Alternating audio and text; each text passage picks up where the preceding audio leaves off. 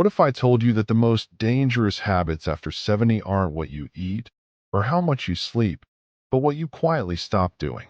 Turning 70 is not an ending. It's a new chapter, a powerful, dignified, often misunderstood stage of life. But many fall into traps that slowly chip away at their health, happiness, and sense of self. Today, I'll walk you through 5 things you should never do after 70. Some may surprise you, some may hit close to home, but all of them can make a life-changing difference. So, grab a cup of tea, sit somewhere quiet, and let's begin this journey together. Meet Frank. Frank was 74 when he retired from his gardening job. Now I can finally rest, he said, smiling. And rest he did, more than he ever imagined. First, it was just an extra hour on the couch. Then it became full days of watching TV, barely stepping outside. Within a year, Frank's knees stiffened, his back ached constantly, and stairs became an obstacle. It wasn't disease. It wasn't age. It was stillness. Our bodies were made to move, even gently. After 70, movement is medicine. You don't need to run marathons, but a daily walk, stretching, light housework, these are your lifelines.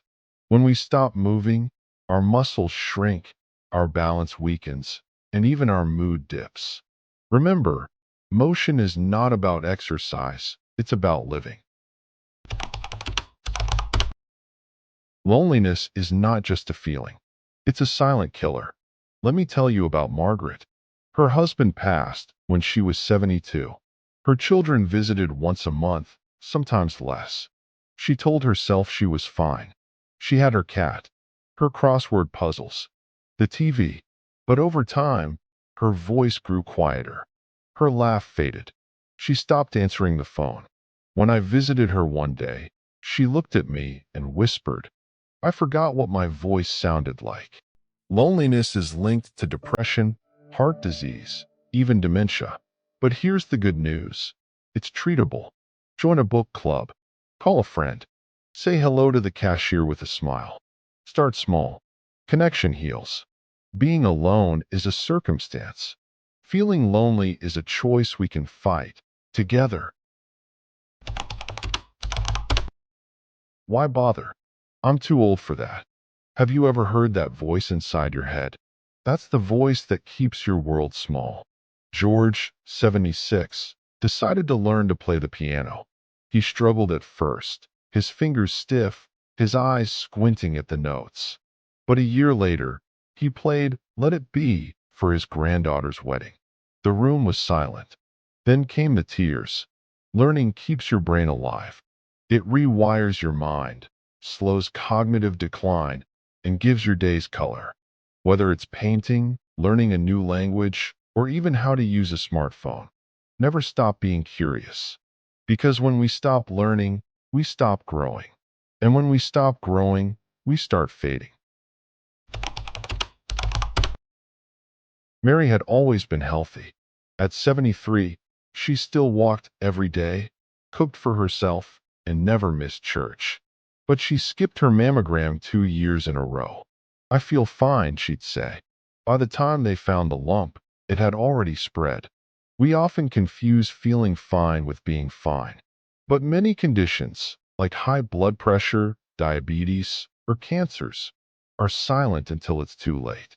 Annual checkups, screenings, eye exams, dental visits, they matter more after 70 than ever. Preventive care doesn't just extend life. It preserves quality of life. Be proactive. Your future self will thank you. This one may be the most important of all. You were not born to retire from meaning. Your children may have grown. Your career may have ended. But your soul still wants to contribute. Purpose isn't always grand. It can be watering the neighbor's plants, mentoring a young person, or simply being present for someone who needs a kind word. Take Leo, 82. After his wife passed, he sank into a deep sadness. But one day, he began volunteering at a local animal shelter. He said, Those dogs needed me, and I didn't realize how much I needed them. When you feel needed, you feel alive. So ask yourself, what gives me purpose today?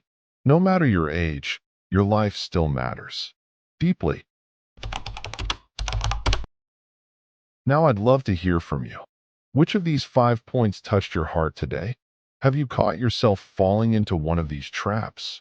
Or have you found a way to rise above them? Please share in the comments. Your wisdom and stories help others feel less alone. If you found this video helpful, please consider subscribing and clicking the bell so you don't miss future insights. And if you know someone over 70, someone who may be quietly struggling, share this video with them. Sometimes, just one kind word can change a life. Thank you for spending this time with me. You're not alone on this journey. And the best, in many ways, is still ahead.